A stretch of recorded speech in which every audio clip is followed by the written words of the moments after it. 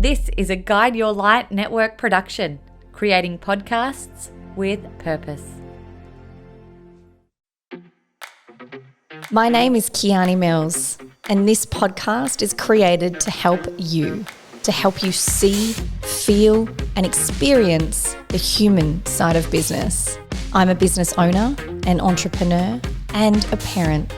And like many who have travelled this path before me, I've been through the lows of the lows and the gut-wrenching pain. But I've been through the triumphs and the wins and the indescribable highs, all of which I consider to be my lessons in the school of life. On this show, we are going to start some conversations to ignite new world ideas into some very old age businesses. So if you're a leader, a business mind, or an entrepreneur, get ready to think, act, and feel differently so that we can all reach a new level of business success together. So, what are you waiting for?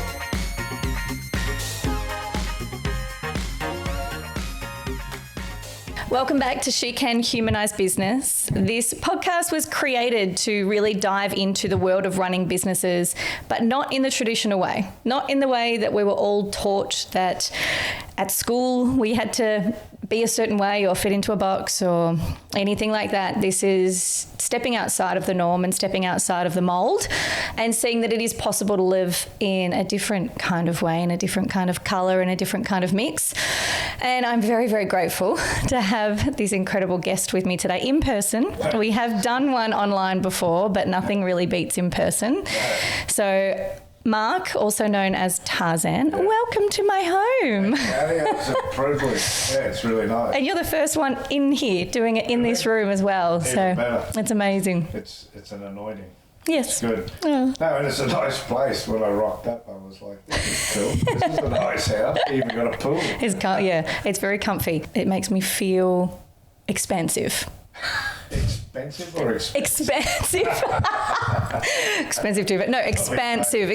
I think coming from the last house we were in, which was quite small and dark, and it was very beautiful, but it was tight-knit living to have two teenagers. Yeah. And so here is just space and white walls and high ceilings and it's very coastal. creature comforts, which is lovely. Yeah, you can feel it.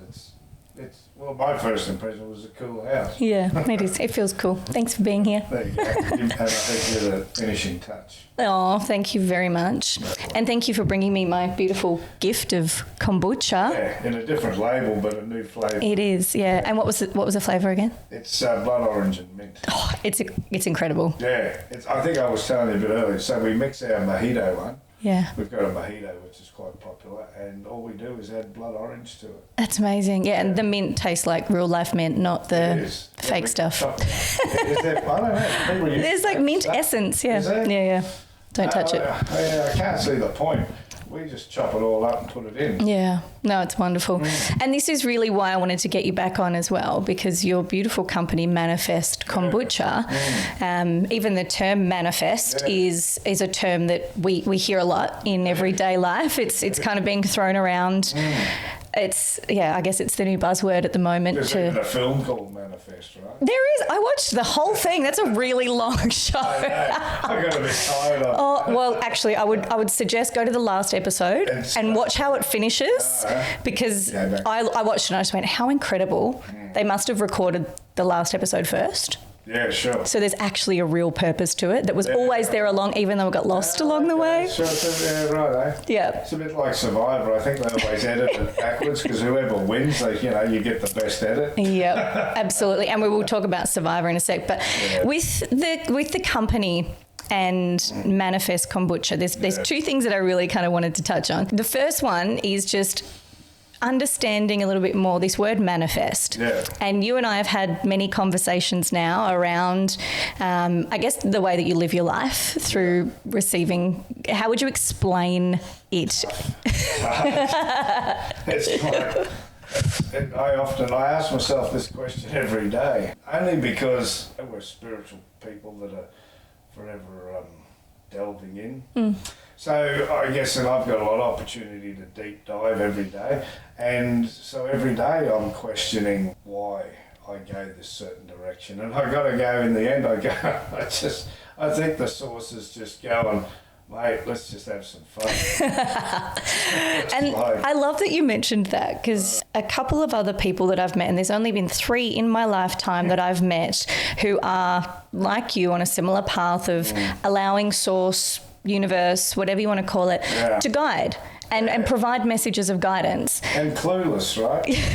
But all 3 of you have said fun. Like, fun is a key factor. I mean, I sit there and I'd like to think, when I don't like using typical words like meditation. Yeah, of course. Contemplation, yeah. Yeah, but you got to use them. They fit the bill, right? So when I meditate, I'd like to think that that's when I would like to think that I'm looking in, but I'm hoping that the source will inspire me with something. Yeah. But often there's nothing except to say, I get a resoundingly, often I get, is like, this will be fun. And it is. Yeah. And I get the goosebumps even when I think about it, because sometimes it doesn't feel like fun, but it is fun. Most times the answer I get when I'm on a journey where there's something, like even today, right? I don't have an intent. And a lot of people always say, oh, you can bring an intent. You do, and that's great fun. Do an intent, for sure. Don't not do it. But the journey I'm on, it's more of a one that's like, just wait till you get there. Yeah, see what comes. Yeah, and so things happen, and they do pop up in my life constantly where I get directed on a track. Yeah. But I don't know where the track's going. So I guess there's this element of always surprise. And I guess that's the fun part, right? Yeah, I guess it's also the frustration. Like, I was down the coast not long ago, I do some work for the British guys as well. And I was sitting there on the coast on a deck. Oh, is that my phone? Yep, it's out there. Do you want to go grab it? No. Cool. All right. Background music. It's my $60 Coles phone. $60 to buy a phone? At Coles. That's amazing. Yeah, not a plug for Coles either. But I wanted to get off the internet. Yeah. Which is interesting. I still use the GPS in the car. Well, you can't. Yeah, I think that was the first question I asked you when you got here was. I still use that. GPS. Well, unless I get a co-pilot who could read a map. True. Yeah. You could try. Do you remember the old school Melways? Oh my gosh, I was so proud of myself that I actually knew how to read those things. There was a lot of shouting matches with those. Yeah. So when someone says the wrong direction. Absolutely. I bet. Shout at the way you can shout at the GPS, but it doesn't help if you shout it just either, I guess. Yeah, you're probably going to get a very similar response to. Exactly, yeah. Stop the car. Yes. No more driving for you. So it's I wouldn't say the word frustrating, although I could use it. It's challenging is probably a good word. Yeah. Because I don't have a clear outcome. I have pictures that pop into my head of certain, scenarios, but I don't work towards them per se. Yeah. And I remember sitting on the deck down the coast there, just having something to eat and talking to the source while I was having something to eat. And basically, like, I've got a trip coming up, and I'm saying in regard to this trip, why am I going? What's the point? And then I was just jokingly sort of saying, people are probably watching me sitting on this deck, and I'm talking like I'm talking to you. So it's like an open communication. Yeah. And I'm like, and on their hand, what's the point? Yeah. Why am I doing this?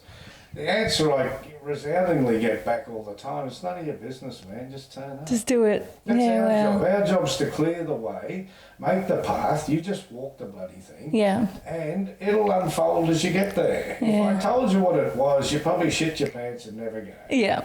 Yeah. I guess there's some of that. And I would say, looking at the glorious, incredible life that you've managed to live so far. Yeah, like I'm sitting here in somebody's house I didn't know until, a year ago? Absolutely, yeah. And then the journey that you've been on with Survivor and the company making the kombucha. Guidance isn't all that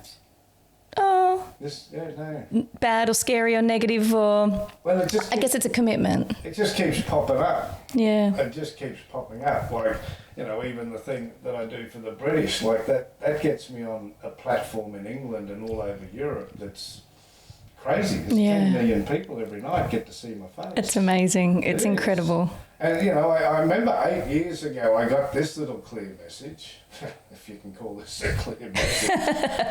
And I'd only just, I shaved my head and what beard I had at the time, shaved it off, and then I dedicated a journey in honour of a brother. Your brother, yeah. Grow the hair and a story. Yeah, well, we did that on the last podcast, so if you want to listen to that, you can tune into that one. Yep. So, that's all. I don't know, it's fun, it's just...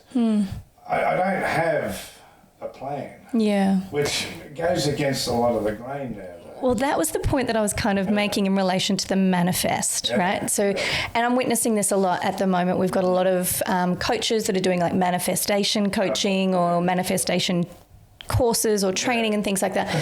And the word intention comes up a lot. So, and I feel this is probably, for me, the clearest difference between living a life where we manifest what we want because there's always an outcome, or we're going towards an outcome, or allowing the universe or source to bring in as close to that outcome as we would like to humanly allow, because in our human state we tend to create boxes. Well, you want to mould it from start to finish. Correct, and we want to control it. Yeah. Whereas this level of allowance and permission is no control, no outcome. Allowing life to day by day take you on the journey that someone else is guiding you through. And I got to accept, I guess, if people are questioning that, see, I look at it from this angle, is that the source has got my best interest. Yeah. That's it. Yeah. That's all I need to know. So I'm not going to get up the garden path without a reason. And I guess too, as well, the trust and faith in that is that knowing that the challenges that do arise are arising. And look, I believe that this is happening in everyday life, regardless of whether you're on a path of manifestation or... It is, they come in the time that they come, at the time that they come to teach us so that we're ready to face whatever comes next or... Yeah, that's right. It's almost like an initiation process. I think it's like growing up. Yeah. Spiritually growing up. And I guess, if you're a parent, you don't want to tell your kids what to do all the time. It's good to show them. Yeah. By example. Yeah. I just find that I get a lot of peace in the fact that I don't have to care. Yeah. I don't have to. It's not that I don't concern myself with, being diligent, like you say, get here at 11 o'clock, I'll get here at 11:30. Yeah. Hey, Tarzan time. The day started out not the way I thought it would, so it was like, sure. Yeah.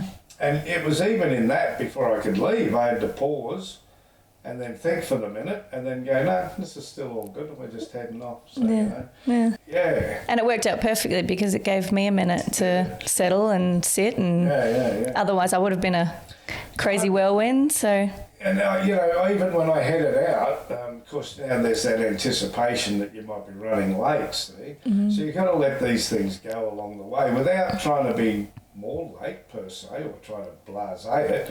But I had 2 cars in front of me in a 100k zone doing 80. Yeah. They both got out the way, and when they were slowing me down, I was thinking, well, this is good timing. This is obviously... Yes, thank you for the challenge. And then they got out the way, and this big bloody caravan pulls out in front of me, slows me even down to 60. Yeah. But then they got out the way. So for me, as I'm going along, I'm not... Every time I feel that twing of like, get out of the way, that's my sign to go, no, let it go. They're in your way. And that's a really good example too, because I know for me, especially moving from Melbourne to the Sunshine Coast, people drive very differently here. Yeah. And it was really, really interesting to witness my children in the back of the car when that scenario would happen where someone would jump in front of you and slow down. My kids straight up... beep the horn, beep the horn. I'm like, no, guys, we're not in a rush. Perhaps this is coming to teach us to just chill.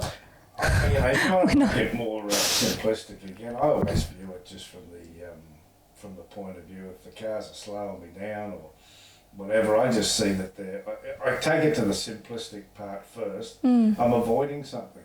Yeah. That's how I see it. I'm avoiding an accident. I'm in a machine that, 100 years ago didn't exist. Yeah. And he's very, very deadly. Yeah, and it does a lot of speed. It's, today, if I was coming down here 100 years ago, this would take me 6 months. True. I go down here in 2 hours. Exactly right. Exactly right. Talking about manifesting a time machine. Yeah. Like we save a lot of time. We're on the path, aren't we? So yeah, I really wanted to just clear the distinction as well, because a lot of people aren't privy to living a life in the way that you and very few others do. So we're very fortunate. I feel it's an incredible thing to touch on. And then, so in relation to Manifest Kombucha, talk me through the process. And I know that we did touch on it in the last podcast, but this is now that we've differentiated between the idea to manifest with having an outcome, now the life that you're living without an outcome. Can you pinpoint those kind of like milestone moments in the makeup to build the business kombucha? Well, we started in COVID because it was lime farming and we couldn't sell any limes. Yeah. And we had this really good water supply. We still have this really good water supply. And I said to my family, because my son lives on the farm with me as well, my daughter lives on my other farm, all the grandchildren are with us still. So we're in this kind of little nucleus where everybody gets touched by whatever's happening. And I just said, look, I don't want to lose the farms, but you know, this pointless. So we decided to get a water license to be able to sell the water as a last resort. So that was like before we're just doing this whole trust to see what happens kind of thing, right? Because you were selling limes on their own, we were selling limes, but then, you know, with COVID, everything. Yeah, of course. So I just wanted to secure some extra value into the property. If I got the water license, it would add a lot of value to the farm. Yeah, clever. And then if I got stuck for not being able to sell something, everybody always wants to buy water. So, and we had a person, a big bottler, who offered us $200,000 a year for the water. Yeah. See, this is the funny thing, is that even though we pursued that and it took about 7 or 8 months, there were some great challenges in there because people are very offended by the fact Yes. So we had people attacking us from all directions. But we said to these people, here's where we're different. We actually have no intention of selling the water to a bottling company. Of course, they don't believe you because it goes against the grain, Of course, yeah. So I think I got that water license, well, let's say 3 years ago, right? And I have never sold one drop of water to a big bottler. And so I guess I've also, there's about $600,000 worth of revenue I've never collected either. And who goes on a journey to create a business and then never sell anything in it? And so by us starting out there, then it just seemed to unfold, and hence the manifestation of a drink that we would produce that really tastes good. It's incredible. Made on great water supply that comes from under the farm. And I guess here's the spin again, right? Because we were looking, people hated us, they still hate us for having a water license, but we don't sell it because we don't like the energy around it. So for us, this is another thing, that the source can give you the desires of your heart, but when you actually receive them, you may not find them to be a desire anymore. So therefore you go, thanks, but I'm good. Yeah. And like I said, we're within our rights to sell this water, and we could still sell kombucha, and we'd have another $200K a year. Yeah. The first year we decided to not do that because of the energy around selling water, was people didn't like it and we didn't like it. We decided to make this kombucha. We never advertised. We did put a website together and things, but we haven't promoted per se. We sell at a flea market. People get a taste. People ring. First year we sold $200,000 worth of kombucha. Wow. And guess how many litres of water that is? How many? 20,000. Yeah, wow.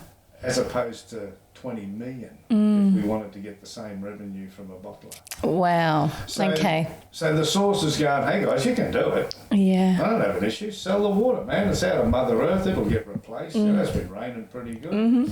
Or not. But we just didn't like the vibe. So I guess we're feeling into it, and then we slowly go along. We had other people approach us, wanted to take the company already bigger. Yeah. And we're already like, no, we're not feeling it. Yeah. So there is an element of that intuition and guidance of your values and feeling into what's right. And then the opportunities that turn up, and then you can pick. See, when we talk, I get the buzz. So, I love anyway, it. I love it. So, because I'm about to touch on something that maybe blows it out the park a tad, because I can tell you there's nothing that I know that if it's in my alignment that I won't instantly manifest. I know that implicitly now. I know that I could sit here and if a desire dropped into me, all I've got to do is ask and you shall receive. Because I'm aligned. Yeah. When I'm aligned, everything flows. Yes. It's when you're not aligned, you're grasping. Yes. And you've got anxiety, and Yes. you're anxious, and you're trying to force, and you're trying to make, and it's... Yeah. That shit, I had that in a business for 30 years, and I just realised that's just hard work. So for those people that... yeah, I feel that. I'm going to have a drink. Yes. Wash that one away. But touching on that, because it's so important, and we all know where energy goes, it flows. And we are in flow when we are in alignment. You've got to seek...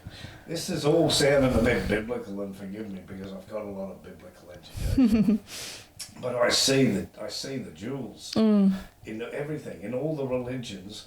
People have sought out the source in all these faiths. So, that alignment, as you said, when I'm aligned, there's nothing that's not possible. Yeah. But the difference is now you're not trying to make the things that aren't meant to be possible in your life possible. So Yeah. you're not wasting time. So, okay, someone feels unaligned, Yeah. which I'm sure there are many, many, many humans in this world that feel unaligned. We all get it. What do we do? Well, I got to say, it's so stupidly simple that it's hard to do. Like many things that are so simple but are the hardest things to do. And first thing that pops into my head, and I'll take it, is you have to surrender. You got to give up. Yeah. Quit. Far out. Quitting is... My whole nervous system just went, fuck. Oh my God, that's so scary. I know, and that's the problem is, see, you could be chasing... When people talk to me about manifesting, I see it on many different levels. So one thing is that, say, for example, we help to manifest this day in what we're doing. So you put all this stuff together. This is within your physical capabilities to manifest a cup of tea.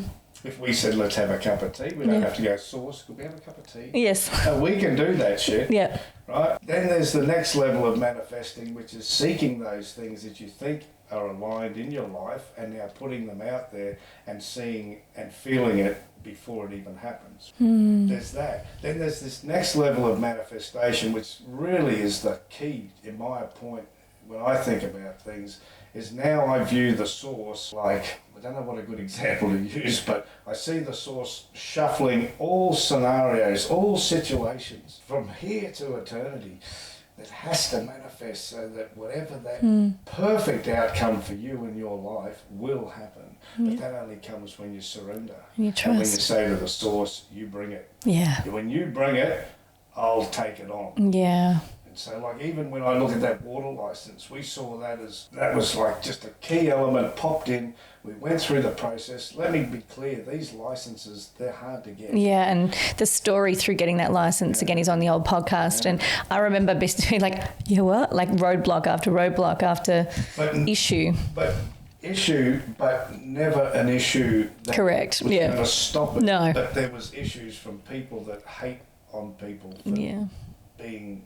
People hate people for being successful, right? Yeah. And they hate you for being better than them in some way, but that's all in their head. I'm not trying to be better than anyone. But I just love how when we did it, even the town planner said that she'd never seen in the history of being a town planner, she'd never seen council agree unanimously on one thing. Yeah. Ever. And I went, stick around. Yeah.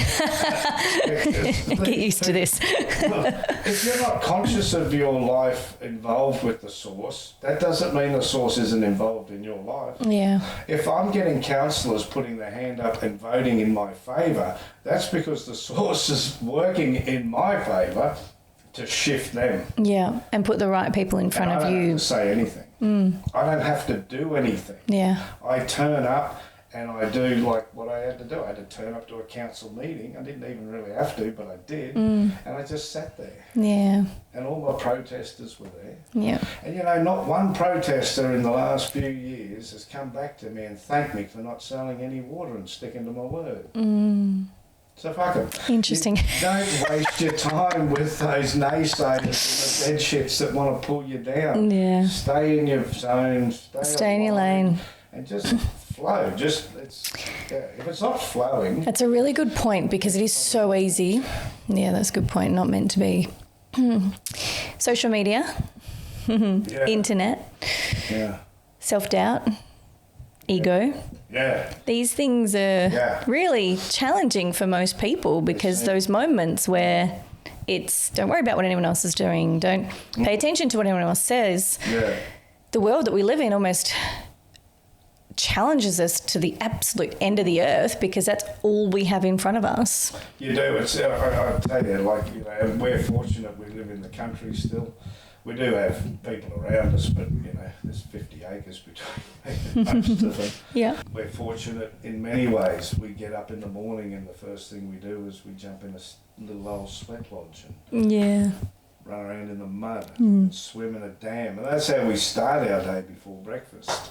So we have that. I guess we're blessed by having that, because we've just followed our life in that course. Yeah, and I would really say that they've been conscious choices. I made a lot of. I had a business that was like your stock standard kind of stuff for years. I bought 42 pieces of real estate. That's right. Yeah. Years or something. Yeah. I've only got 3 now. Yep. It makes no difference. But like I say to my wife, we never even had a plan that we were doing anything as a purposeful for retirement. We never considered it. Yeah. We were just having fun. It just flowed, even back in the days when I wasn't trying to be spiritually inclined. Yeah. I knew there was a connection of sorts. But now it's a different game. Now my life is only about seeking the source in all things. An alignment. They don't have an agenda. Yeah. They don't have a business outcome or any outcome. I have no outcomes, which I even, as you would say, some people go, I couldn't do that. I need to have a goal. Well, I do have a goal. My goal is to not have one. Yeah. Yep. And see what happens. When you were 8, what goals did you have? Oh, I think I wanted to be all I can picture is me singing in the lounge room, dancing around in a hairbrush, singing in a hairbrush. Yeah. So probably wanted to be a famous singer or a dancer or something like that. Look at you, you got your microphone. I got my microphone. I got to dance on stage last year. This is great. Yeah. There you go. One thing I have found in that surrender and actually just giving your life over to the source and saying, the source is never going to say, yeah, sure, put them in a cupboard. Yeah. You're talking about taking the biggest step of your life, which is to surrender your own will. Yeah. To the source of all, and saying, I want to align with whatever you think's best. And then when I can find that alignment, I know that flow. Man, I can tell you, there's days I can nearly walk on water. I'm telling you. Like, yeah, and you can feel it, right? Sure, it's an energy shift. Yeah. I'm sure when we're doing this, when I find that shift in me, that shifts someone else. 100%. If they don't feel it, so what? If the other one did. Yeah. But if you don't, that's not my agenda. But that's the beautiful part that I love about it as well, is I don't know how aware everyone in the world is of the energy that they output and how infectious that is on other people. And so while we're over here doing our own work and doing what we can to follow the messages and the guidance and be aligned within ourselves, that then it's like a ripple effect. Yeah. And that's what we then energetically put out to those that we spend time with, those that we connect with. And there's that little bit of like imprinting on others or sprinkling our fairy dust on others that they then feel. Yeah, I've had experiences that, and let me be clear, like when you think you're alive, you're probably not. I find there's times where I can be like not even really thinking much on a spiritual level at all. Yeah. And I'm not trying to set myself up to sound like I'm anything, except I'm just telling you the truth. I've been in environments where I've been sitting with other people, even in a restaurant, just talking. And I've had people across the room in that restaurant seek me out and want to know what the energy that they were feeling, that they could sense coming off of me was. Yeah. And I go, I don't know, it's within you, not me. Yeah. Because I wasn't feeling anything, right? Yeah. But whatever you're sensing, and where I am, the source is, right? So that to me is always, I'm always connected, even if I think I'm just getting petrol. Yep. I never know. I've often get people come up and tap me on the shoulder and go, mate, I just had to come over and say, da-da-da-da. And I'm like, sure. Yeah. I don't know what the hell you're talking about, except I know that whatever. I have this saying, and I believe it was given to me. Maybe Einstein said it, just copy it. Still, that's fine. I don't know, maybe you can clarify it. So I had this thing popped into my head one day, and it was like, as the sun is to the moon, so is the source to me. Does that make any sense to you? Yeah, absolutely. How do you see that, like when I suggest The sun and the moon, they can't coexist without the other. Well, that you're true, and what I also look at it is that, see, the moon has no light of its own, right? Yeah, without the sun. And neither do I without the source. Yeah. So when the source shines on me, you're only just seeing the reflection of the source. That's it. Yeah. See, I'm not that in love with people. But the source for some reason is. I love that. And then I'm happy to be used in some way, as long as I don't have to, wipe bums or, There's limits, yeah. I'm not that guy. Yeah. There's someone else who likes doing that. Yeah. The source can shine on them and they'll look after you like they love it. I'm not that person. I'm the other one. But there's also, and I don't think there's a saying for it, but it's like an analogy around what you feel in me is simply a reflection of you. Yeah. The light I see in you is the light in me, so to speak, isn't it? Yeah. Yeah. Mate, it's just, shit, I was on the deck last night looking at that moon coming up, and I was just sitting there, and, people go on about meditation. Meditation is a 24-hour-a-day gig. You're doing it, you're just not conscious of it. Yeah, and that's a lot of people who come to me like, I can't meditate. And I'm like, I was also one of those people that was like, I couldn't. And then when I started to look more into what the word and term meditation actually means, it's like, you can meditate, you playing golf, cooking dinner, showering, sleeping. There's exactly right. Phone and meditate. Any moment of just unconscious awareness and slowing down the mind, and it's bringing it. I think for me that alignment starts to become. You know how people pick on themselves? Yeah. Like they're from, I'm no good at this. Yep. No, I'm shit at that. So shift. That's a consciousness of your faults. Or your perceived faults. So you're meditating on your perceived faults that you may not even have. Somebody else might have said to you, you're no good at that. And then you bought it. You took it on and went, oh no, they're probably right. You can switch that into a different meditation where you go, no, they're absolutely wrong. yes. And then you go, no, I don't even think I'm as good as whatever, but I'll allow the source to manifest in me what the source thinks is the best outcome. Yeah, it's like changing the channel. Yeah, I'll just take the best outcome, thanks. Yep. And because it's all about, in my opinion, this life is all about, I had this thought the other day, actually I think it was last night when I was having this meditation.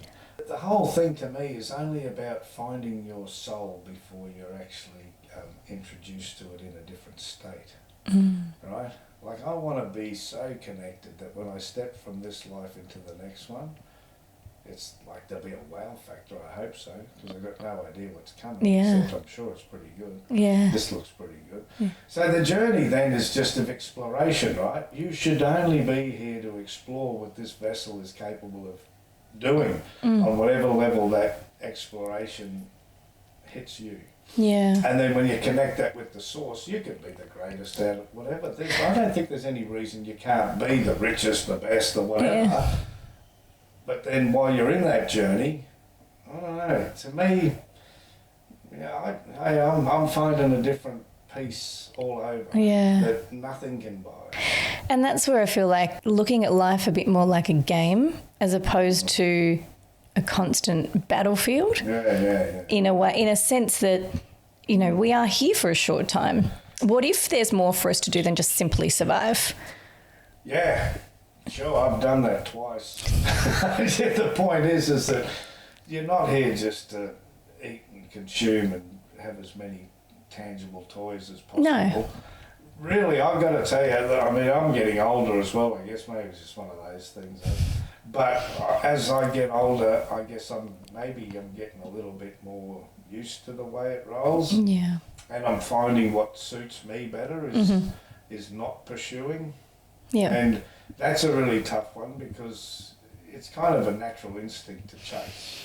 Absolutely. Yeah. Yeah, it is. Well, that's our primal instincts is to forage and hunt. It is. So for those people, and I know that there are questions out there because I used to say this in my head all the time, living a life of no outcomes. Yeah. Well, there's outcomes. There are, but You're just not seeking them. Well, you're not trying to push them. Yes. So I've had visions, like I was touching on it earlier, 8 years ago. I had this whisper, and it's sort of coming up in conversations a bit more now because there's the part of this thing is coming into its alignment more so now. It's more present in this reality for me rather than just a consciousness. Mm-hmm. And I don't know if I shared this with you about 8 years ago when I sort of, let's say I started on a conscious journey. Mm-hmm. But even in that, I wasn't trying to do yoga or trying to be anything. I was just open. And I remember getting out of bed one day, and I remember, it's like I said, I just shaved my head and things. Get out of bed, and I call it a whisper, but it was like as if nearly someone grabs you by the shoulder and then pulls you in and whispers into your ear. Mm. And that's how it felt as well, which is what got me by my surprise, because I wasn't like that much on the seeking journey. Mm-hmm. I was looking. Yeah.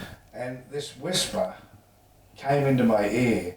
And when I say it, I feel a little bit awkward because, a lot of people go, I want to be famous. Well, I wasn't looking for fame. Yeah. I just got out of a business I had and I was on the farm and stuff.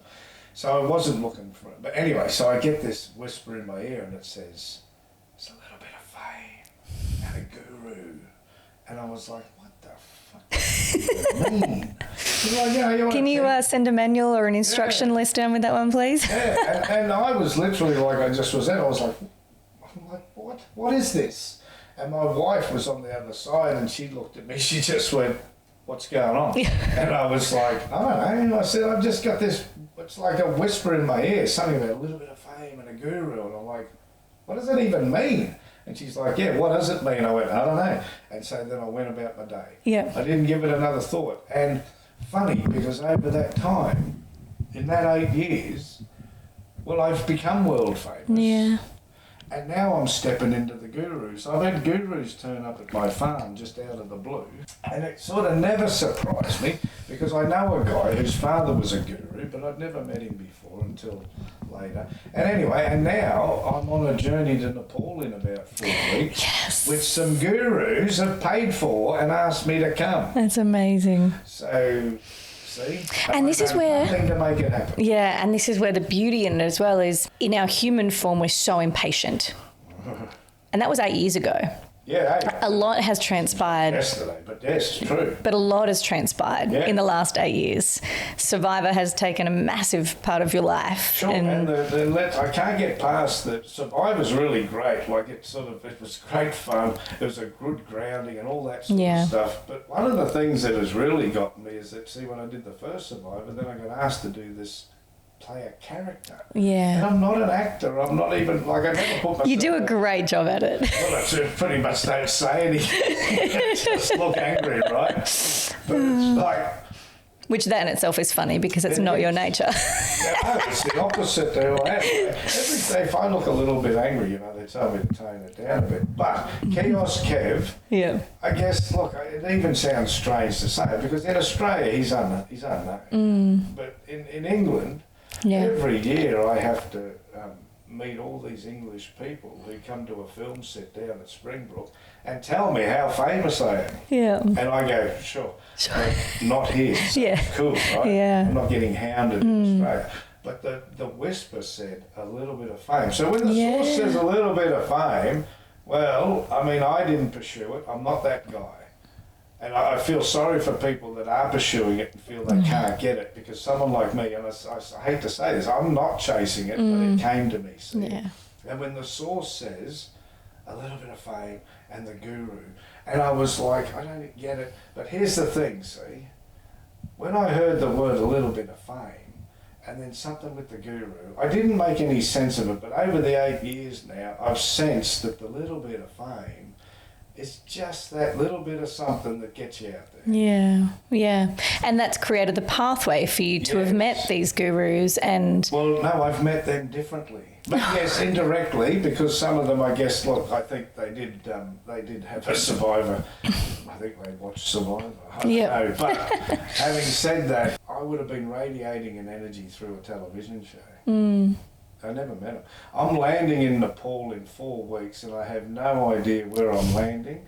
I have no idea who I'm meeting and I have no idea where I'm going. Yeah, wow. Because no one has approached me and said, this is the itinerary, and they can't because the source wouldn't allow it, because the source hasn't made one yet.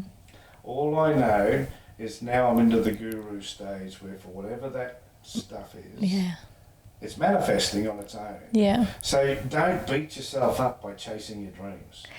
I love that. Don't. I really love that. It's a waste of time. Yeah. Your dreams are probably, with all due respect, I like to be a bit flippant. Yeah, do it. Your dreams are probably in some ways, and I mean no disrespect, they could be the best outcome for you ever. But I got to tell you, if I had a dream, it's piss weak in regard to what's manifesting. Absolutely. That's like the minute I gave up on my dreams, I went, shit, this is all right. It's an interesting one too, because I always had a massive fear of writing down my dreams, because I was like, oh God, if I write it down, what if it's not big enough? Not what if it happens, because I had full trust that I'm fully capable of achieving that. But it's more so I'm like, I don't want to put a glass ceiling on myself. What if that's not what is meant to be? And I put this... And I haven't even looked at them. I don't even know where they land. They were given to me and I handed them straight to my wife. Yeah. Now I think she's got them somewhere. Here's another... Now you want to talk about manifesting into realities, that when the source has got the energy around you, you've got nothing to worry about. So you can have your human fears. I have them. So here's one. I was like, I don't like travel. I'm not a traveller. See? And here I am having to travel and I don't like travel. I hate it. Like, it's not my thing. So I'm sitting there talking to the source about this whole fact of the matter of not You're making me travel. And travelling to a place that was never on my hit list, and it's not something that I'm trying to pursue. And I don't know where I'm actually. Yeah, I'm pretty sure people like train and get themselves mentally, emotionally and physically ready to go to these places. This, right? Yes, correct, for years. I'm turning up. He's rocking up in his Crocs. Until they're dead, they don't get replaced. Yep. Anyway, one pair of shoes. I love it. One pair, that's it. Someone said Mother Teresa did the same thing. Whatever. Hey, guru. I just, I lost a bit of the train there, but it was, I think it's, I got it. We'll have to read. It's gone. That's all right. But it was, I think the energy around it was just in the fact of the matter of like, trusting. And you get to a point now where you just say, hey, listen, I just know this is cool. Yeah. Where I was going, thanks for the heads up. So where I was heading is because I don't like to travel. Yes. I've only met this guy not long ago.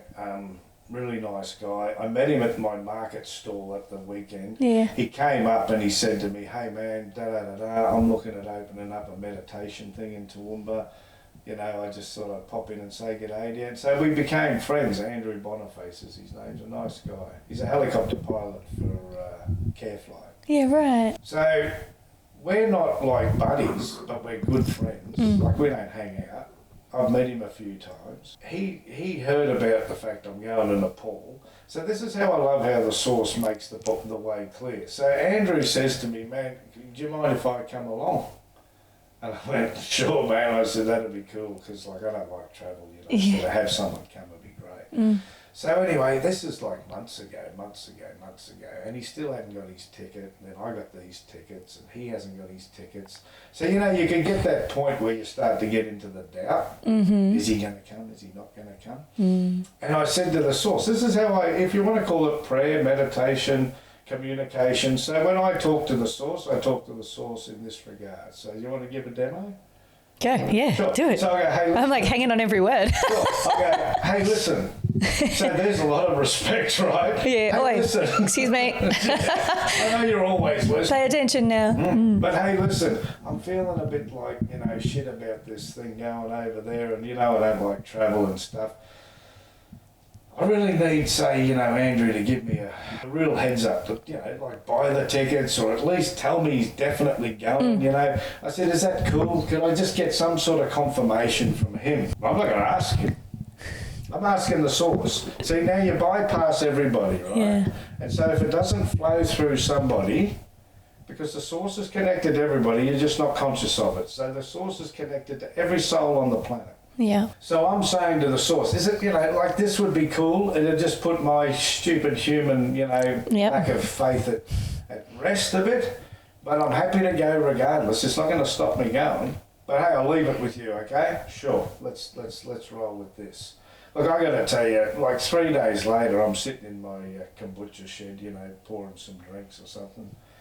And Andrew turns up out of the blue. Don't you love this? I love it when it's all out This of is the blue. and for those of you, like serendipity is a term that's used a lot. Is it? Synchronicities, another one. Yeah. Those things are great ways to explain these magical unfolds. Sure, and the point is, see, I'm not asking, which is me now placing my whole and hearted source faith. I'm saying to the Father of everything, the Mother of all the universe, I'm saying it's up to you.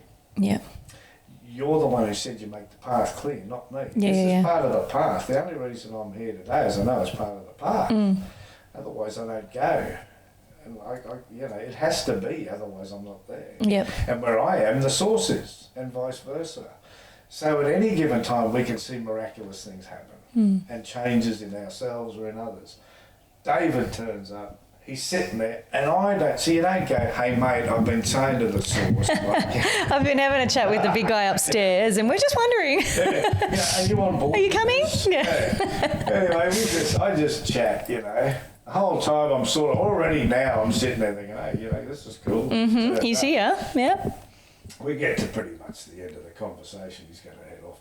He turns around. He's a care flight chopper pilot. That's a really big job, right? Like you have to have an education to do that. Not my year 9 education. Yep. Mine's supple. His is like you got to learn shit to do those. They're impressive machines.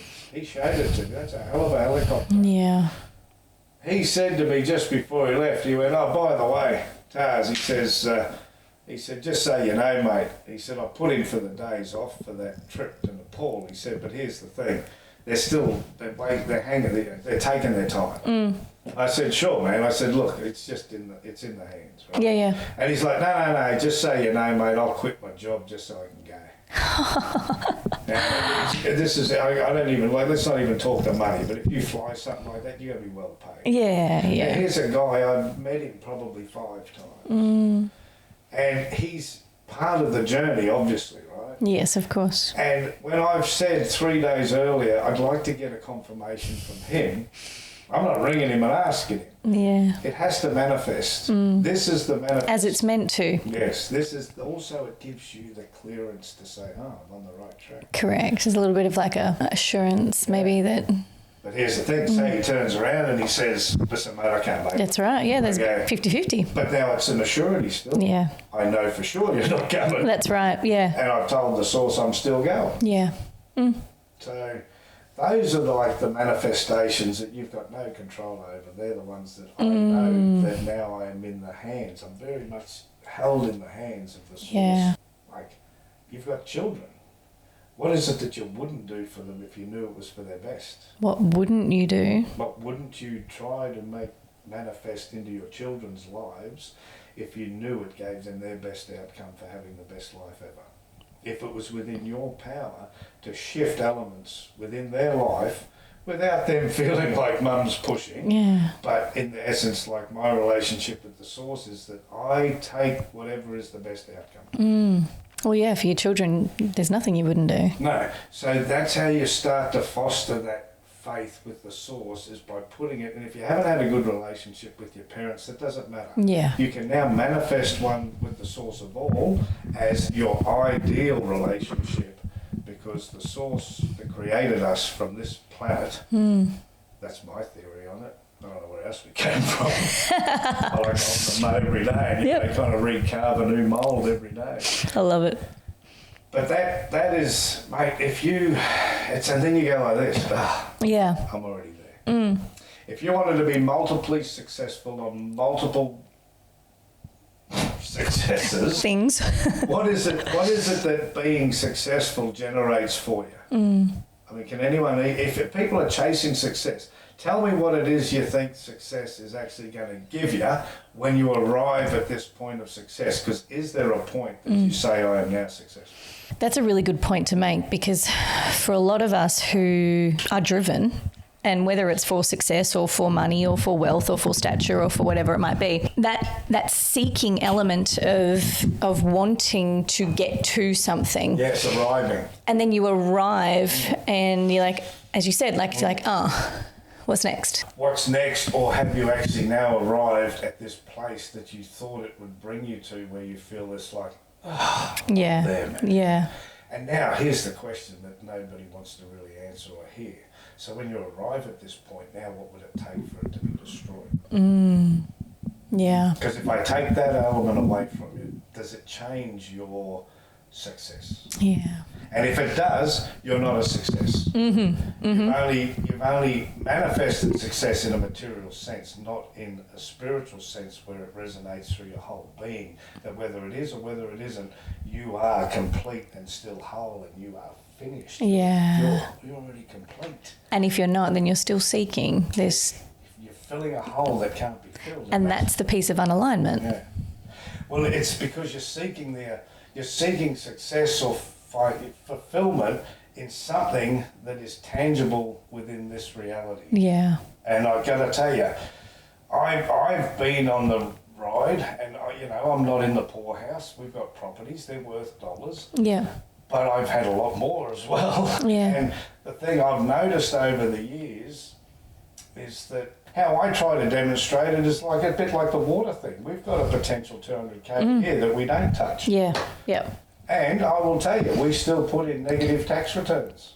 Yeah. We're still, the business is growing, we're doing all that, Yeah. So we're not actually making what we would consider. So an extra $200,000 would be wonderful. If I brought that business in now, we would create that energy. Yeah. I'm good. Yeah. I got 500K a year. Yeah. I'm sweet. Take the 500K. Oh, fuck. I gotta go and find that 500K again. Yeah. Oh, shit, no, I want a mil now. Yeah. And my experience was that the more is never enough. Yeah. This is an old cliche. Who wants to hear this shit? Let me tell you, if you want to be a success, be it. Yeah. But find yourself in it. Yeah. And this is the part too where it's, I guess a lot of people out there who see the spiritual world versus the corporate world in that, if I'm spiritual, I'm not going to make money. Bullshit. I'm worth millions. Thank you. When I got the water license, it added $2.5 million to my property value. Yeah. So this is the part that I really wanted to hone in on. Oh, yeah, of course he feels contented. I put in negative tax. Just be for tax purposes. Yeah. Let me tell you, I haven't drawn a wage in over 10 years. I only take enough money to do what I need to do, which is to keep the farm going. Yeah. Yep. And most of it goes back into the farm. Yeah. It's not the focus. No. And we could sell it. My son says to me, we often sit there. He's 34. He's pretty semi-retired already. Yeah. He's very spiritually inclined. Yeah. I'll say to him, I go, hey, mate, do you want to do so-and-so markets? And he's like, do you think we need to? Yeah. Okay, let's see what manifests. Yes, let's see what's on the path. But this is a really important piece that I wanted to touch on, because the divide that is conceptually placed between corporate and spirituality is that they really don't or can't come pack and parcel. But I know for me personally, my journey has incredibly enhanced since letting go of a lot of my ego shit, letting go of a lot of the baggage that I was carrying, both mentally and emotionally, allowing the challenges to become lessons and guiding me through decisions. Yeah. Obviously, some decisions that I make in my corporate businesses, they're financial decisions. Sure. That's out of our control. However, when it comes to, yeah.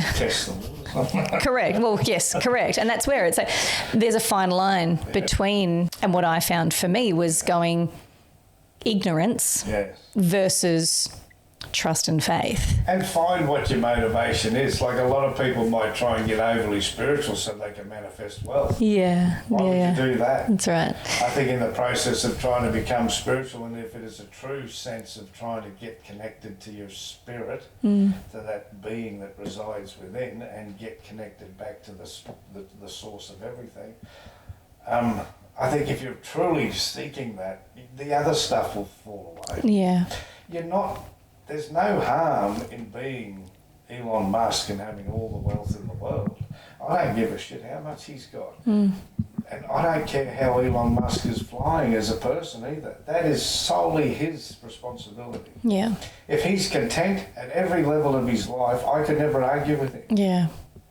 I love that word, content. Yes, if I said to somebody, like, I'd meet people that have got a 9-to-5 job, pays maybe 36 to 40k a year. They go fishing every weekend with their kids. They go on Christmas holidays. They have barbecues every whatever. Yeah. And they are living an abundant, flourishing, healthy life. Yeah. The only time that I hear any different is if they say things like, mate, shit, I'm sick of this fucking job. Yeah. See, now you're talking to a disgruntled person who needs to shift. Spiritually first, and then the job will shift with you. Absolutely. You'll Yeah. get a better job if you shift. There's not time to get spiritual, you get a better job.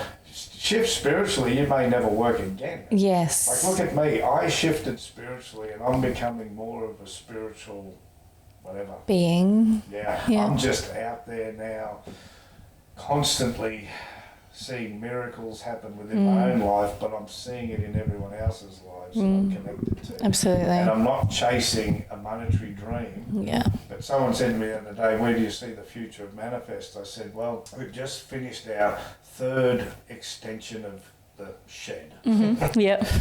to make more room so we can produce, to keep up to the supply, right? Now, here's the thing. We already say collectively, because my son's very connected spiritually, as my wife, everyone. Yeah. So when we sit down, our business meetings are a bit like this. What do you want to do after we've done this one? I go, mate, after this, I'm done. Yeah. I'm not growing it any bigger. And he's like, yeah, I'm a bit with you on that, Dad. I said, mate, I don't want to run a factory full of staff. Or, that's not what I'm looking for. Yeah. I said, if it gets any bigger than this, son, I'm pretty sure the source is going to bring someone into our alignment who's going to take it to that level, but it's not us. Yeah. And they'll buy it off you, whatever that happens. So we have an energy that comfortably sits there going, we could see that happening, but we don't chase it. Yes, correct. What is meant to be will be. I've got people already saying they want to distribute the drink and stuff, and we're just going, no, we couldn't be bothered trying to make more. And we're good at the moment. Yeah, we're good at the moment. And I love it when my son turns around, he says to me, Dad, like he said, hey, what does it matter? As long as our bills are paid, there's a good flow. And I go, sure, man. Yeah. I'm not looking to build an empire. But if somebody is, and it's in your plan, like if you got the tap on the shoulder and said,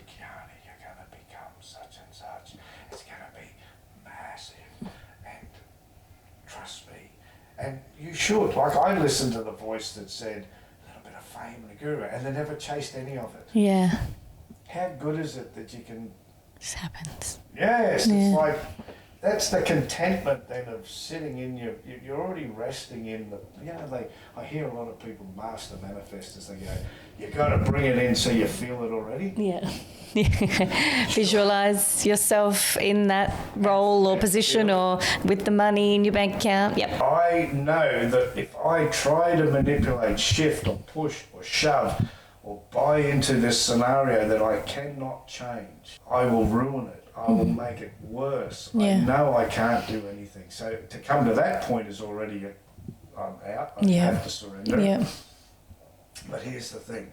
So then when I talk to the source and I drop that at the feet of God and I say, there it is. And then the energy flows back to me. It's like you get this. That's like, it's finished. It's like, I like the word, it's done. Yeah. And when it's done, it's fucking done. Now, you want to shift that back into a mindset where it's not done, that's on you, not the source. Yeah. So when my mind now shifts into, I could do, fuck it's done, and leave it alone, it's done. Yeah. And when it's done, it's done. Now, here's another thing, just to make everyone else feel good out there. I can feel it. It resonates through my body. I smell it. I can taste the freedom. I can feel it to my core. Now, here's the thing. When it is really done and manifested into this reality, that's even fucking, that's another one. That's another level of done, right? Yeah. That's the manifestation. I wait for the baby to be born, but until it's out and you see it, it's done. We live in this reality, right? Yeah. Don't discredit that. You don't, in my opinion, you don't have to feel that whole completeness. That's not going to ruin the fact it's going to happen. Yeah. What's going to ruin the fact it's going to happen is if you try. Yeah. That's what'll fuck it up. Full stop. Yeah. If you now pick it back up and go, yeah, but I can.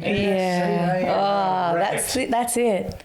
Shit, leave it there at the foot of the cross, as they say, and don't touch walk it. away. It's done. Yeah. Wow. And even as I've said, you've got to be prepared. Then what is done? What is done? What can I accept? And even if in this case, as I say, for it to be finalised, fully done. If that means I'm removed from the picture, then so be it.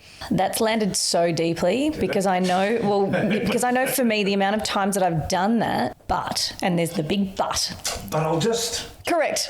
place an ad. Or I'll just see how this works. Or, ooh, that's a great idea. What about this? Or it's like adding on. I'm trying to make it more than, to be better than, to create.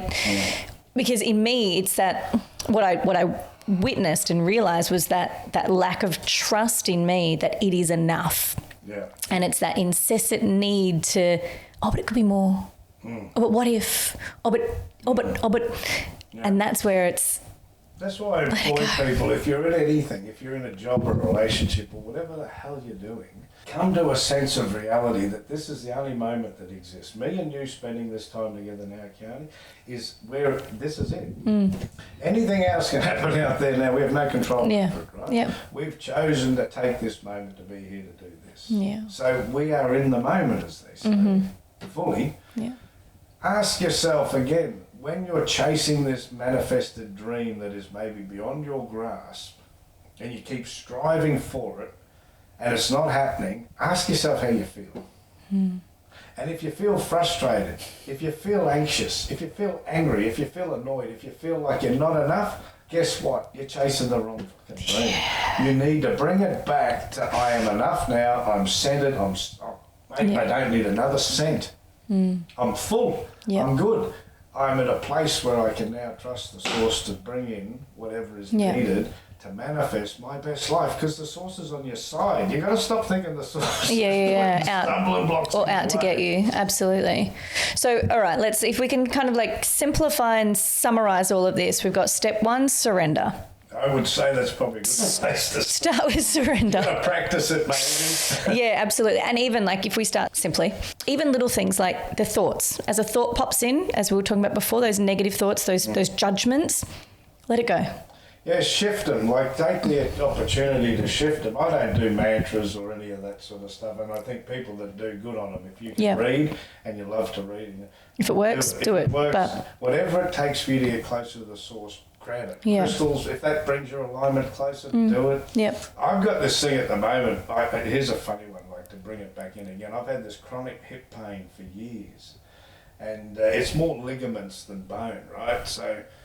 And I do all these stretches and stuff, but there's never been a moment in, let's say, the last 3 or 4 years that I'm not in constant pain with feeling like something's a knife in my joint. And I guess you get good at sort of just being in pain. Anyway, I was laying in bed and I felt the source connecting with me the other night saying, I've got a surprise. I'm like, what is it? I'm not telling you. They ruined the surprise. I'm like, So why'd you tell me there's a surprise coming? It's fun, right? Yeah, keep me on your toes. So I get to this point, seriously, sometimes I find I have to get to my very end before I can start again. Yeah. And I got to the point where I virtually couldn't walk this particular day. I never take painkillers. I think I've had maybe in 4 years, I've had 10 Panadol in 4 years maybe. So I don't take painkillers. I don't know why, I just don't. I just try to work through it. I was at a point, my pain was so chronic, I said to my wife, I can't get out of the chair today. Yeah. I'm just going to stay here. Yeah, wow. And I felt defeated, you know, Yeah. you feel like you. Yep. I was like, I'm finished. This is shit. Yep. And then she said, sure. Anyway, she said, Joel's got this thing. I said, what is it? She said, well, I don't really know. Come over and have a look. Well, she had to help me out. My son's about 100 metres from our house. We went to his place. You've probably heard about this thing. To me, it was quite new. Anyway, you take a piece of fingernail or something, you put it in this machine. It sends off a frequency to whatever the ailment is. I know, man. This thing, I'm not like the guy who's like trying to sell stuff, right? So believe me, I don't even know the name of this. Yeah. I call it the miracle machine. Now, if the source needs to get to you somehow, the source can use all this stuff. Yeah. All the things in this physical world. Absolutely. You got to get on a plane to get to Nepal. The source was okay. So Absolutely. A plane, you know. He's like, put your finger out, and people will hear this will probably know and be able to understand. So he said, put your fingernail in, put it in. I said, what is it? He said, it's this. He's right into stuff. My son's studying healing stuff, which is brilliant. And I said, what's it do? He said, well, I'll focus to your hip joint pain. And he said, we'll just put it in there. And he said, it'll send a frequency to you. And you can be anywhere on the planet. Because of a fingernail.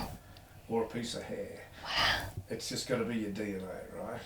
So I don't see, and here's the thing, I don't read, I don't study, I am so blasé on anything because I don't want to be impressed. I want it to impress me because it works. Yeah, I like that, yeah. If it doesn't work, I guess I'm a piece of shit. Yep. So he puts it in, he turns it on. I would say within 5 minutes I had full mobility and I also could walk with no pain. He's been putting it on for me. I think he's for the last week he's been using it. People have been saying to me, geez, Mark, you seem happy, what's going on? And I'm like, I'm not in pain. Like normally it's spiritual, but it's oh my pain. Gosh. He's got it running now and I'm in no pain. Wow. I'm coming to your place. Mate, I'm going to fix my neck. Well, all I need is a piece of your hair. There you go, I'll give you some hair to take home. Yep, you give me something, I'll take it home, and we'll either tell you or not tell you, depends which way you want to go. Wow. But you tell me if you see any difference. That's insane. So for me, again, the source was like, already got the heads up. Oh, I got a surprise. I thought it was a couple of different things. But yeah. Well, you're going to Nepal. Yeah. You've kind of got to be in, well, not got to, but it would be lovely to go to Nepal in no pain. Having said that, I do think there's a lot of spiritual element in my pain as well, but that's a different story. Yep.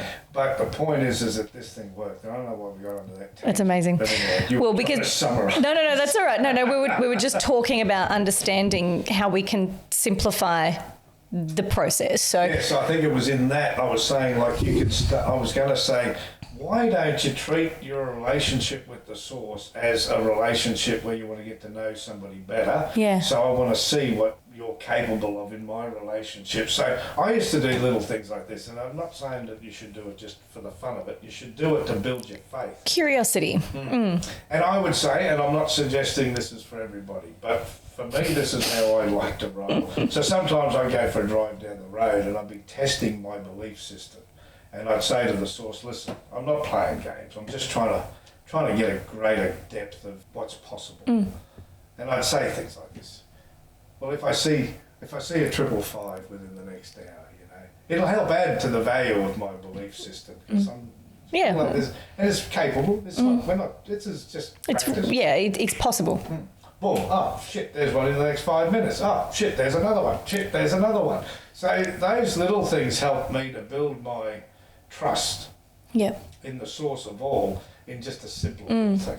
And do you feel that it's best in terms of your experience, obviously, asking questions in terms of give me a sign, or is there like, hey, should I, if you make me turn right at this intersection, it's this, or if you turn left at this intersection, it's that? Like that one comes back to like when I was a kid, you know, you go, if I can get the ball into the hoop, she'll go out on a date. Yes. And the flowers, picking the petals off the flowers. I think it's a kind of different manifestation, but it may work. Yeah. I think you've got to come from a place of where it's more, it doesn't matter if it doesn't. Okay. It's not going to destroy your faith. Yep. It's you trying to just find ways of finding it. Yeah. And if you want to go deep end, I have a lot of people I bump into and they got relationship issues and they tell me stuff and I go, well, I got an easy way. Yeah. And particularly, let's refer to the women's sake for a minute, where they say they can't find that right guy. And I go, sure. And I go, well, I've got the cure for that. It's a simple cure, man. And they're like, really? And I go, but it's hard to do.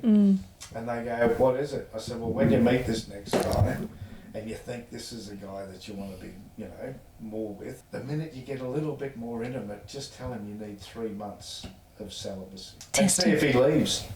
And if he leaves, I just saved you 3 months of shit. Yeah. Because if you jumped in the sack with him, it probably just would have went to crap. Now, that's not to say it would every time. I love that. But if you want to test the water, that's how I work with the source. I'm saying, well, hey, if you want me to go on this trip, you send Andrew to me, but I need some confirmation that he's going to come. Yep. He says he'll quit his job. I never asked him. Yeah. He just offered it. If you say to a man or a woman, which or vice versa, hey, I think this is going to be more than, just this, but I got this thing. For 3 months, we're just platonic. Is that the word? Yeah, platonic, Yeah, we just, maybe kiss, hold hands, that kind of thing, but there's none of that other stuff. Yeah. The minute they run out the door, you just saved yourself a shitload of pain. That is amazing. If they stay, here's the killer. Yeah. If they stay, you get to the end of the 3 months, you've got to go, I think we should go to the 2. Because what you're going to find is some guys could just hold on for 3 months. True. That's so test the water. Yeah. Test the water. And it's important too, and I feel like especially in relationships, it's looking for someone to spend the rest of your life with. It's so easy for it to be amazing at the start. Mate, I've done tantric as a course. Believe me, I know what this body's capable of, and it's amazing stuff. Yeah. And it is, and particularly when you're in that depth of spiritual connection, that's just that's worth living for. Yeah. I just keep saying to people, it's you make most women I say this to often turn around and say to me, I couldn't do that. And I go, well, now you know who the problem is. That's right, there you go. Now you know who the problem is. Oh shit, you all along. Yeah. Oh my God, I spread my legs and off he went. Yeah. You gave him what he wanted. Yeah, mate. Oh my God. Relationship advice. Here we go. I love it. Well, listen, new segment coming up. My qualifications, 38 years married. Yeah. We've been through every scenario you can imagine. Yeah. Still married. And your wife is a beautiful, beautiful woman. She is, very much so. Here's the kicker. When we met each other, and I'm just being frank here, I was 21, she was about 20, I guess. We'd known some other people, not in any, massive ways, but we'd been with others. When we met, we both decided that we would not have intercourse until we got married. Wow. 2 years later, wow, we got married. And we shared a house. Wow. And you upheld that. Yes, we did. Wow. Now, I wouldn't say it was an easy job, particularly for me. I can imagine. But having said that, I've often said to my wife, I think the fact that we're so blessed this late in life too, in that regard, as well as everything, I think it's kind of it was a respect. We were spiritual enough in those days to do that in honour of before God. Yeah. We just were saying, hey, we've known other people, that stuff didn't work. They weren't special. Yeah. And we think each other's special. And when it's forever, a couple of years is nothing. No, well, we've been 38 years together now, and it's like yesterday that we met. So, yeah.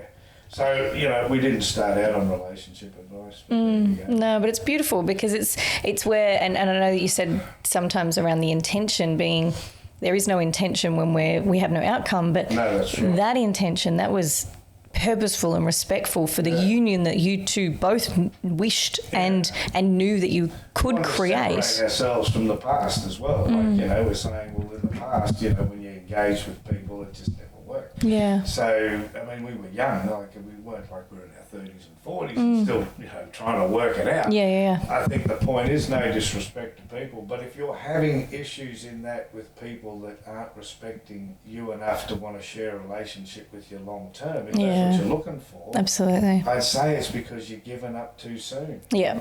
Oh, I love that. You've just given them the candy before they deserved it. Absolutely. Yeah. And then again, bringing it back to this day and age of social media and instant gratification, and people get bored so quickly. Yeah, shit, yeah. And relationships, when they get real beyond sex and crazy heightened emotions at the start, it's like, shit, this is real. It's either real and it's not great, or it's really boring. Yeah, and just from my experience, like, you know, again, you know, we're all different. It's a different journey. This is my journey. When I saw Natalie the first time, from probably 50 metres away, I saw her walk across a podium to get up onto a stage, and I saw her, and I had a guy sit next to me, and when I saw her, instantaneously, I'd never met her before, instantly I said, and he was sitting there, I said, I'm going to marry that girl. Oh, I love that. Now I know, and people, oh yeah. The point is, it just popped out. Yeah. I didn't even know her. Here's the funniest thing after that, I never pursued her.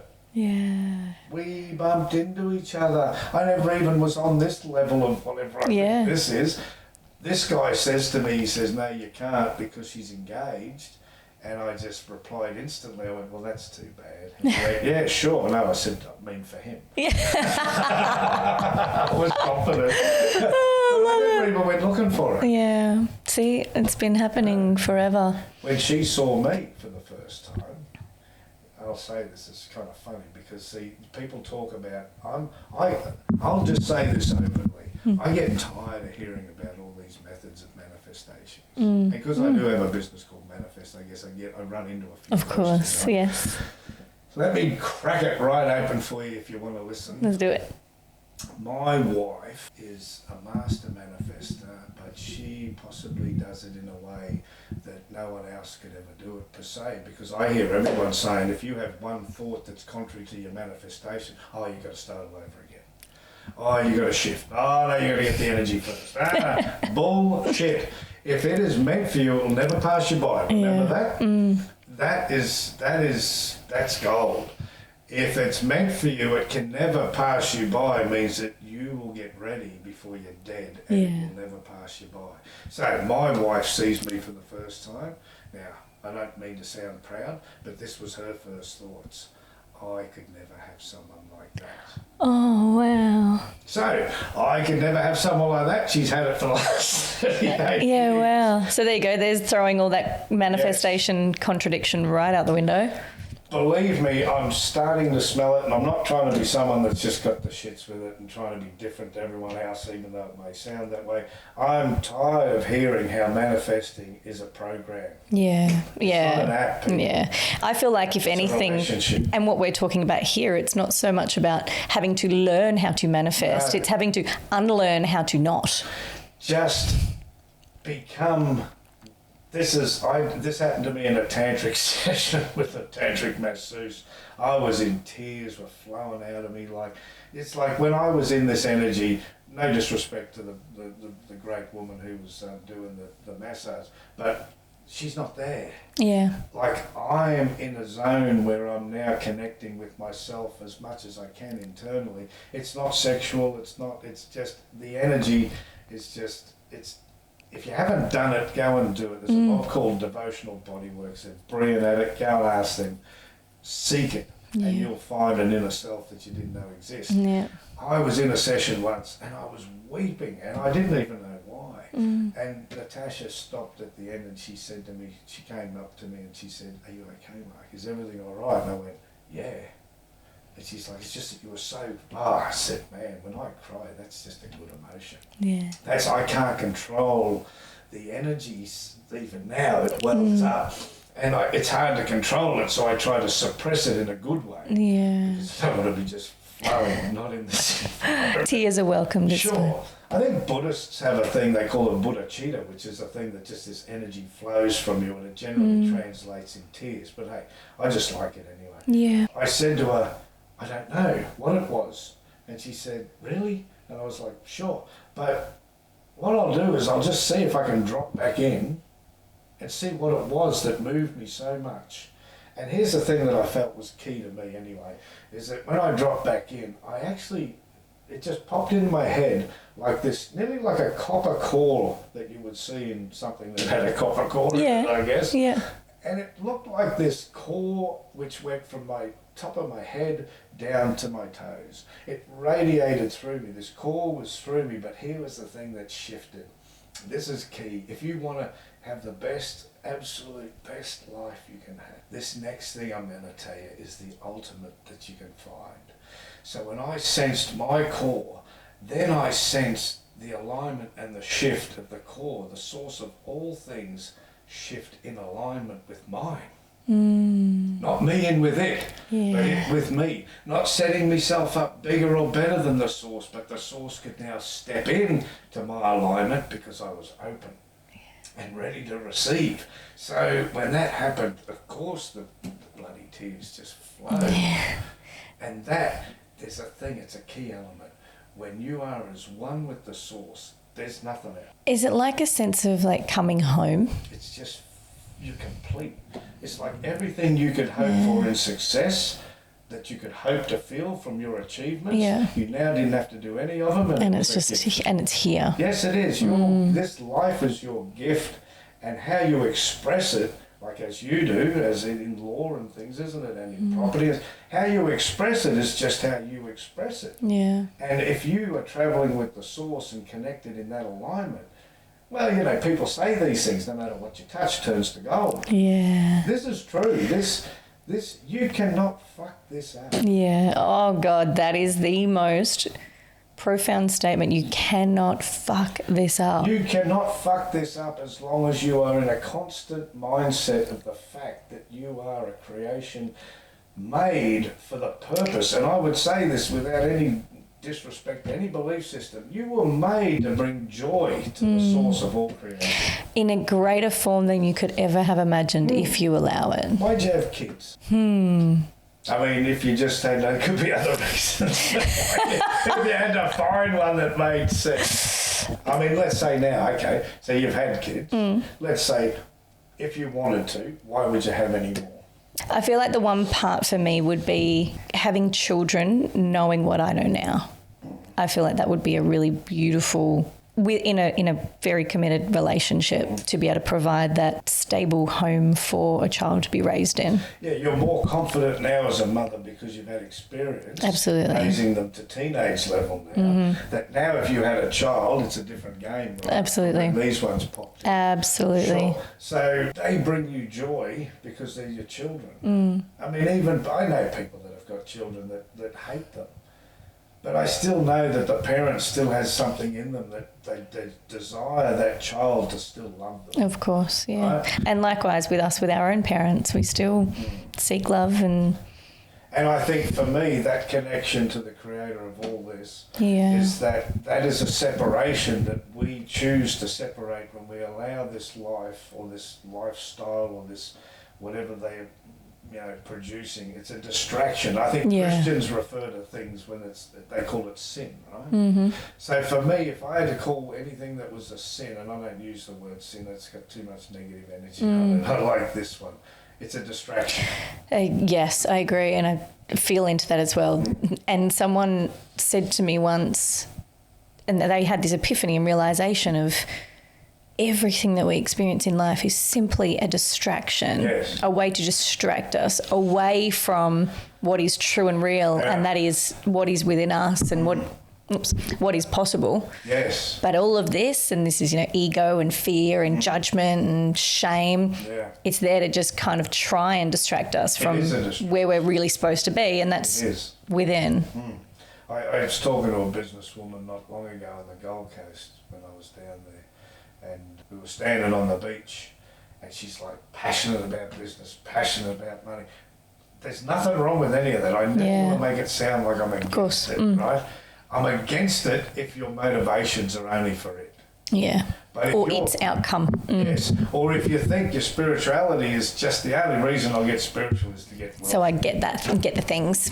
I got a bit of spirituality. Because then I'll feel great about myself because I'll have X amount of dollars in the bank account. It's like, no. You're already as spiritual as you're ever going to be because that's who you are. You're a spiritual being dwelling in a human body. That's right, having a human experience. So now all you want to do is get better at parenting your spirituality like you do your children. Yeah. So as you do it more and more and more, you become better at understanding that your connection between you and Source is more important than most things. Yeah. Or everything. With this woman, she was so interested in a lot of the stuff. Now I said to her, do me a favour while we're standing here on the beach. She's like, what? I said, turn with me now and look out to sea and look at the sand. This sand has been formed over however many years to turn into sand. It would have started as shells and rocks and all sorts. So but look at it. We're looking at what the Creator manifested in the beginning. We're standing on the very same planet that was formed at the start. Mm-hmm. It's not a different one. Look out to sea. It's the same ocean from the beginning of time. Look to the sky and the clouds. They are the same sky, same clouds. It's the same of everything. Now turn around and look at what we did. We fucked it up. Have a look at all those big buildings we changed on it. Look at all this shit we put on there and called success. Yes. Yeah. And the reality is that everybody that's sitting in their success is looking at what the source created. It's called an ocean with beach frontage. Yeah. They're not looking at the buildings. No, correct. But when I look at society now, I'm not trying to be critical. I like a lot of things in our society, but I always see society in this regard as the default system that we created. Yeah, I agree. Out of your insecurities. Yes. And on a notion of the indoctrinations that we've learned and inherited and picked up along the way, like for all of us on the face of this planet, we don't know any different. We have a conscious choice to be curious around what else is possible. Yeah, that's right. What if something could be different? What if we could learn to create success in a conscious and aligned way that brought happiness and abundance and, yes, challenges, but challenges with lessons on the other side so that we're not constantly repeating pain or sitting in a cycle of pain. We're seeing and allowing it all to flow through us, knowing that it's coming for a reason at that point in time, in alignment, to bring us back into flow. And it's an experience because that's what this is, right? Without being cliche, this is for us on all intents. I sometimes say to my wife, and I say to the source, and I say to myself, I go, what am I doing? Yeah, yep. What is it that you want me to do while I'm here that's of any significance, or does it even have to be significant? And the answer I keep getting is none of your business. Yeah. I had it from the very start. I saw visions of 8 years ago when I was really starting to. My wife was away for 3 months in France, and I was at home, and I used to meditate.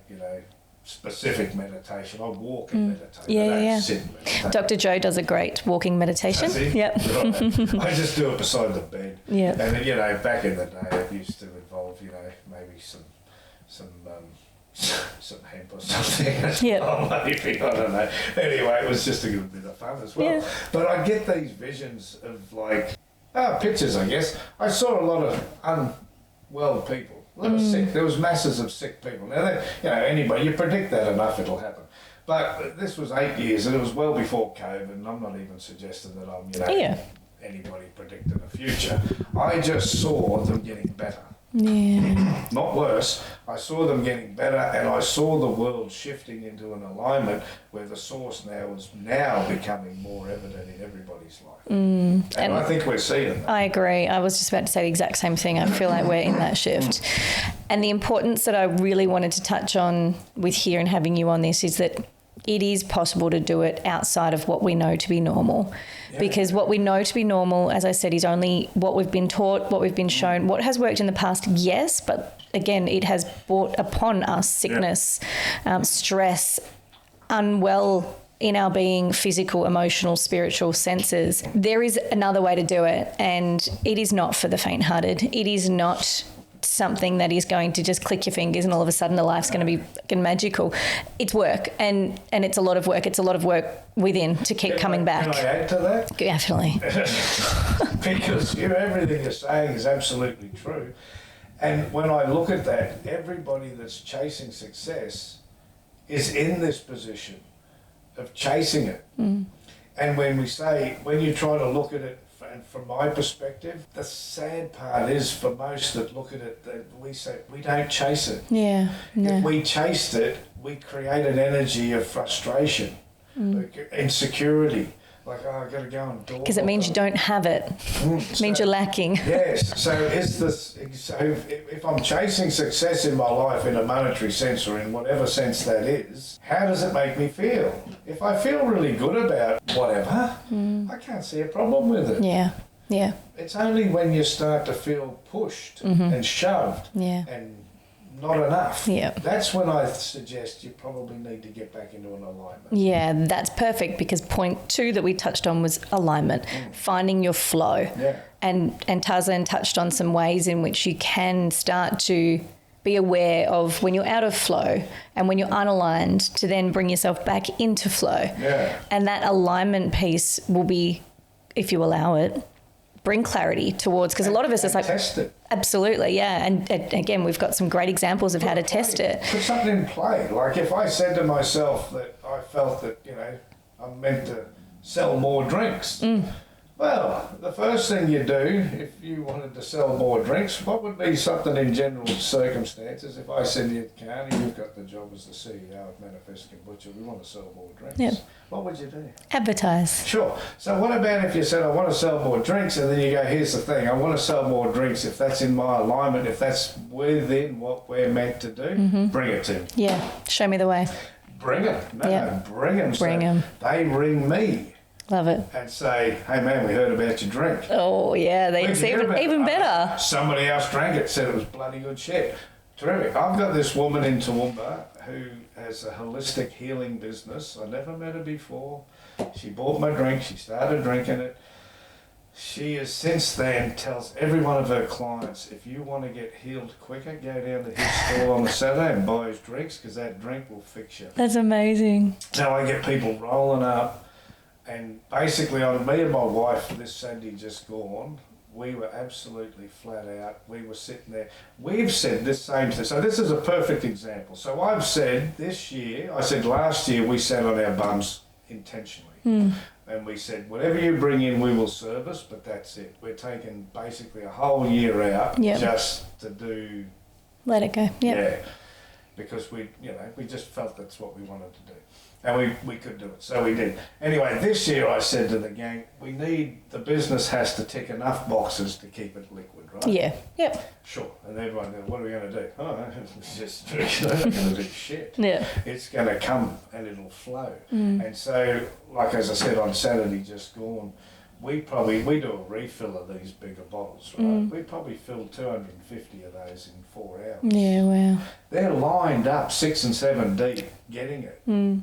Like, have you ever seen people in business who aren't even spiritual, but they're really good at what they do? Yeah. Like mechanics are a good example. And you say to the mechanic, do you advertise? Nah. Yeah. It's all word of mouth, mate. So he's tapped in.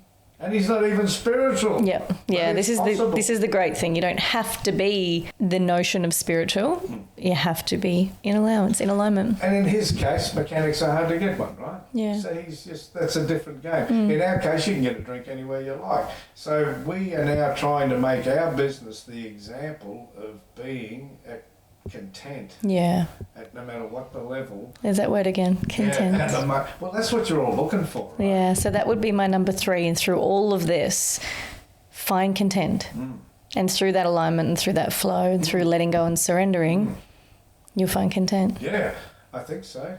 Well, that's how we do it. And it doesn't mean you're not challenged, but it's challenged in the sense, like this morning was a really good challenge, and I was saying to the source, I was like, well, this was a good grounding. Bring me back down to earth. Yeah, I was like I was like, shit, man. I was like, I'm going to take a minute here. It says it over there, take a minute. Yes, right there. There you go. See, the sign. There we go. Alignment. I love it. And I did take a minute, and it took me probably an extra 30 minutes to get here because I needed to make sure that I was aligned before I left. Yeah. Oh, and here we are now. Yeah, and that's another good thing is that don't move. Just try it, play with it, but know this. I don't care what anyone else is out there. I've read The Secret. When you start manifesting, the idea of manifesting only solely for the purpose of creating abundance, you've already lost the plot because you've brought it into only a materialistic sense. Yes. Manifesting a relationship with the source of all creation opens up everything, not just that one thing you thought was... It's like, stop being so small-minded. Yeah.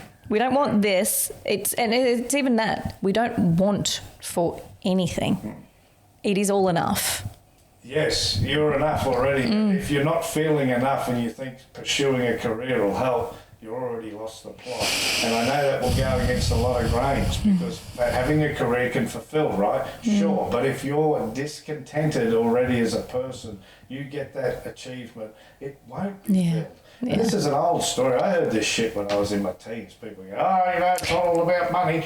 It's not. Right. It's definitely not new, is it? But no, it's not. We're still speaking the same language, so. We're all talking the same talk. Oh, well, look, I might wrap it up there. I mean, we could talk for hours, but that was remarkable, and I feel like we've hit some really important milestones in the journey and some helpful hints and tips and examples and stories. And look, as we mentioned a couple of times, there's another episode that we've done where we went into a little bit more of the story, and the story is really purposeful and beautiful. But for today, is really idealistic around becoming practical and realizing that it is possible to have more than you could have imagined, doing it in a beautiful way. It doesn't have to be really like, I remember what it felt like to be living unaligned and in stress and in chronic dissatisfaction. Nothing was ever good enough. It was like overwhelmingly painful. Yeah. I bought $1 million house once because I'd seen it 5 years earlier, and back in those days we had a big business and all the rest of it. And don't worry, we could manifest anything we wanted to because we had money in the material sense. You couldn't manifest peace of mind. And I don't care how cliched that is, it's the truth of it. I bought a house, paid cash for it, $1 million. I got to tell you, the minute I moved into it, the reality of now moving into it, I hated it. Yeah. I couldn't stand it. I lived in it for a very short time. I even said to my daughter and her partner, I said, listen, if you two decide to get married in the short term, know that if you need somewhere to stay, you can have this house. Yeah, right. It was an 800 square metre house. Yeah. And I was like, I don't even know why I bought this, because it must have been an ego. I was about to say, there's something in there that someone's got something, or someone's seeing something or watching. I think it was one of those things, because I came from poverty, and it was like, you know, I always thought if you ever got wealthy, that's what you've got to do. Good car, big house. It looked like Elvis Presley should live 100%, yeah. It had big pillars and it was massive. But it didn't bring you happiness. No, it actually brought me worse. It actually, now I moved back into the town and I was like, it felt insecure because I was in the city again. I was like, keeping up with the Joneses and all the fun stuff that goes with it. Yeah, and I just, in the end, I think it took me 5 years to sell it. I moved out of it within about 8 months or so. And I guess where I moved to one of my other farms into a shed. Yeah. And I was like, yeah, there you go. I hated it. The feeling of alignment. 5 years to sell it, and I lost $250,000 on it. Wow. See, the big shiny things just don't always bring it, hey? Well, thank you so much again. Thank you for sharing and your beautiful energy. Thanks. And I love it. Good. I appreciate it. Again. I know. I'm sure it'll happen more. And thank you all for tuning in. This is the She Can Humanise Business podcast, and I will speak with you next week. Thank you so much for listening to today's episode. I would love to hear your feedback around what resonated and what key lessons and learnings that you took out of today's episode. You can find me on Instagram and on LinkedIn under the She Can Humanise Business podcast or Kiani Mills. I really hope that you were able to see, feel and experience a new way of humanising business.